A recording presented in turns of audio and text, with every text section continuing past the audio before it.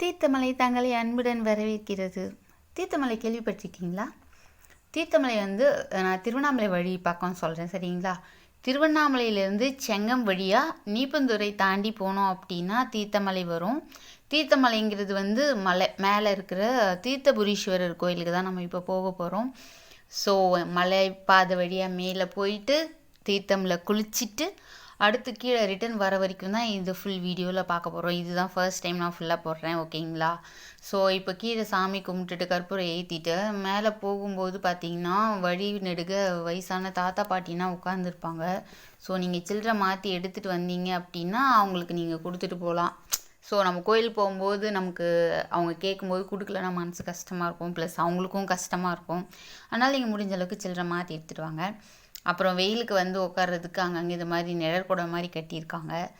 காடு இருந்தால் நம்ம குரங்கு இல்லாமல் இருக்குங்களா? ஸோ இந்த ஆஞ்சநேயரை எல்லாம் பார்த்தா அவங்க குழந்தைங்களனா படுக்க வச்சுட்டு பேன் பார்த்துட்ருக்குங்க.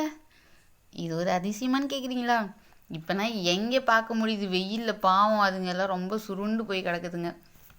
ஸோ நாங்கள் அப்படியே மேலே நடந்து போக ஆரம்பிச்சிட்டோம். இப்போ சுற்றி பார்த்தீங்கன்னா அப்படியே ஃபுல்லாக மரம் செடின்னு நல்லா பச்சை பசேல்னு இருந்தது. வழியில் பார்த்தா ஆஞ்சநேயர் சிலையும் பக்கத்தில் காலபைரவர் நம்ம நாயுடைய சிலையும் இருந்தது. அடுத்து இது 2வது நிழற்குடம்.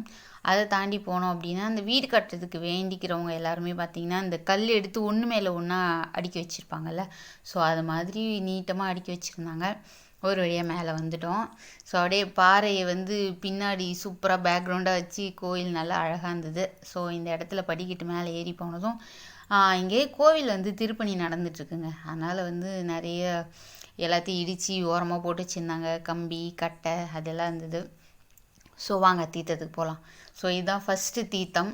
அங்கே கோபுரம் மாதிரி இருக்குது பார்த்தீங்களா, பெயிண்ட் பண்ணியிருக்காங்கல்ல, அதுலேருந்து தீர்த்தம் கீழே ஒழுகுது. ஸோ அதுக்கு கீழே நின்று எல்லோரும் நல்லா ஃபுல்லாக தொப்பெல்லாம் நனைஞ்சி குளிக்கிறாங்க. ஸோ அப்படி குளிக்கும் போது என்னென்னா தலையில் காயின் வச்சு குளிக்கணுமா, அது ஐதீகம், நம்மளுடைய பாவம்னா கழியும்னு. அடுத்து இங்கே பாறைக்கு இடுக்குலேருந்து உள்ளேருந்து ஒரு தீர்த்தம் வருது. அடுத்து இங்கே சுனை சொல்லுவாங்கள்ல, பாறையில் இடுக்கில் சுனை இருக்கும், அதை சுற்றி திட்டு மாதிரி கட்டியிருக்காங்க. நம்ம சொப்பு சாமான் விளையாடுவோம் பாருங்க, அதில் வாளி இருந்தால் எப்படி குட்டியோண்டு க்யூட்டாக இருக்கும், அது மாதிரி ஒரு வாளி இரும்பில் போட்டு வச்சுருந்தாங்க. ஸோ அதில் எடுத்து அந்த தீர்த்தத்தில் தலை குளிக்கணும். இங்கே பார்த்தா திடீர்னு என்னோட பாம்பா அப்படின்னு பயந்துட்டா. பார்த்தா நம்ம ஆஞ்சநேயரோட வாள். ஸோ அதுக்கப்புறம் இங்கே இந்த தீர்த்தத்தில் குளிச்சுட்டு ட்ரெஸ் மாற்றிக்கிறவங்களும் இருக்காங்க, இல்லை அதே ட்ரெஸ்ஸோட கீழே சாமி கும்பிட போகிறவங்களும் இருக்காங்க. ஸோ சாமியோட பேர் தீர்த்தபுரீஸ்வரர், நம்மளோட ஈஸ்வர பெருமான் தான் இருக்கார். ஸோ அவருக்கு பூஜை செய்கிறதுக்கு நாங்கள் கீழே இருந்தே பூஜை சாமான் செட்டாக எல்லாமே கடையில் கொடுக்குறாங்க. அது அம்மனுக்கு தனியாக, அப்புறம் ஈஸ்வரனுக்கு தனியாக வாங்கிட்டு வந்தோம். ஸோ அது உள்ளே போய் சாமி கும்பிட்டுட்டு, நான் கருவறையில் இருக்கிற சாமியை எடுக்க மாட்டேங்க அதிகமாக, அதனால் கோச்சிக்காதீங்க, சாமியை காட்ட முடியல, வேண்டிக்கோங்க. அங்கே ஈஸ்வரன் இருக்கார், இங்கே பக்கத்தில் நம்மளுடைய அம்மன் இருக்காங்க. ஸோ அப்படியே வெளியில் வந்தால் கொடி கம்பம் முன்னாடி கீழே விழுந்து வணங்கிட்டு அப்படியே சுற்றி பார்த்தா ஃபுல்லாகவே பாறை, நல்லா அந்த பாறையினா வெட்டி கட்டின மாதிரி ஒரு கோயில் அப்படி மாதிரி இருந்திருக்கும் போல இருக்குது பழைய காலத்தில். ஸோ இப்போ செங்கல் இதெல்லாமே வச்சு இப்போ புதுசாக ஆல்டர் பண்ணி கட்டின்னு இருக்காங்க. நம்ம நெக்ஸ்ட் டைம் வரும்போது நல்லா கும்பாபிஷேகம் எப்போன்னு கேட்டால் டேட் இன்னும் ஃபிக்ஸ் பண்ணலையா. ஸோ நம்ம நெக்ஸ்ட் டைம் போகும்போது அந்த எப்படி சொல்கிறது, அந்த கும்பாபிஷேகம்னா போயிட்டு அட்டன் பண்ணணும் அப்படின்னு ஒரு ஆசை. ஸோ நல்லபடியாக சாமி கும்பிட்டுட்டு, இதோட என்ன சொல்கிறாங்க அப்படின்னா, இந்த 5 தீர்த்தத்தில் குளிக்கும்போது நம்மளுடைய மனக்குறையும் கஷ்டம் எல்லாம் குறையும் அப்படின்ட்டு. அது யார் சொன்னாங்கன்னா இந்த தாத்தா போகிறார் பாருங்க, இவர் தான் அங்கே கிடைச்ச புது ஃப்ரெண்டு எனக்கு. அந்த தாத்தா எங்களுக்கு முன்னாடி நடந்து வந்தார், அதுக்கப்புறம் வேக வேகமாக குளிச்சுட்டு கீழே கடகடன்னு இறங்க ஆரம்பிச்சிட்டாரு. அவர் கூட கொஞ்சம் பேசிட்டே வந்தோம். ஸோ நல்ல அனுபவம் உள்ள தாத்தா, நிறைய விஷயங்கள் சொல்லிட்டு வந்திருந்தார். இதில் ஒரு பழமொழி சொன்னார். அந்த கல்லெல்லாம் அடுக்கி வச்சுருந்தாங்க பாருங்கள், நம்ம கடவுள்கிட்ட வேண்டிக்கிறோம், நம்ம என்னதான் வேணுனாலும் என்னதான் செஞ்சாலும் நம்மளுடைய பாவ புண்ணியத்துக்கு ஏற்ற மாதிரி நம்ம என்னதான் உருண்டாலும் ஒற்றை மண்ணு தான் ஒட்டும். ஸோ எல்லாத்துக்குமே நம்ம மனசை பக்குவம் பண்ணிக்கணும் அப்படி இப்படி சொல்லிட்டு நிறைய வாழ்க்கையில் நல்லா யோசிக்க வேண்டிய விஷயம்லாம் சொல்லிட்டு வந்தார். ஸோ அப்படி மேலேருந்து கீழே வந்தது எவ்வளோ வேகத்தில் வந்தோன்னே தெரியல. தாத்தாவோட பேச்சு தான் ஃபுல்லாகவே.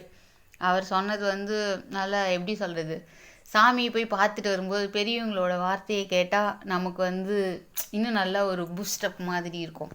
ஸோ அது மாதிரி தாத்தா கடவுளே வந்து என் கூட பேசிட்டு அந்த மாதிரி இருந்தது. என்னென்னவோ யோசிச்சுட்டு மனசில் கொஞ்சம் அடி கஷ்டமாக இருக்கும்போது தாத்தா சொன்னது எல்லாமே ஆமாம்ல அப்படிங்கிற மாதிரி ஒரு மைண்ட் செட் எனக்கு மாற்றிச்சு. ஸோ தேங்க்ஸ் தாத்தா. தாத்தா வந்து தருமபுரியிலேருந்து வந்திருந்தார். ஸோ அடுத்து கீழே அடிவாரம் வரைக்கும் வந்துட்டோம். இப்போ அப்படியே நடந்து போனால் பொடி நடையா வழியில் கடந்தது, எது எடுத்தாலும் 20 ரூபா அப்படி சொல்லிட்டு. அப்புறம் இது போகும்போதே காமிக்கணும்னு நினச்சேன். காடு பற்றினது எல்லாம் சாப்பாடு கொடுக்காதீங்க, அப்புறம் தீ உண்டாகிற மாதிரியான பொருள் எடுத்துகிட்டு போகாதீங்க, சேஃபாக போயிட்டு வாங்க அப்படிங்கிற மாதிரி எழுதியிருந்தாங்க. நாங்கள் கார் வந்து கீழே பார்க் பண்ணிவிட்டு அதுக்கு 100 ரூபா சார்ஜ் பண்ணாங்க, கொடுத்துட்டு மேலே போயிட்டு வந்தோம். குழந்தைங்க விளையாடுறதுக்கு பார்க்குன்னு சொல்லிட்டு சின்னதாக அரேஞ்ச் பண்ணியிருந்தாங்க. ஓவரால் ஒரு நல்ல பயணம், நல்ல ஒரு சுவாமி தரிசனம். நாங்கள் போயிட்டு வந்தோம், நீங்களும் போயிட்டு வாங்க. சப்ஸ்கிரைப் பண்ண எல்லாருக்கும் தேங்க்ஸ். சப்ஸ்கிரைப் பண்ணாதவங்க சப்ஸ்கிரைப் பண்ணிவிடுங்க. எல்லாம்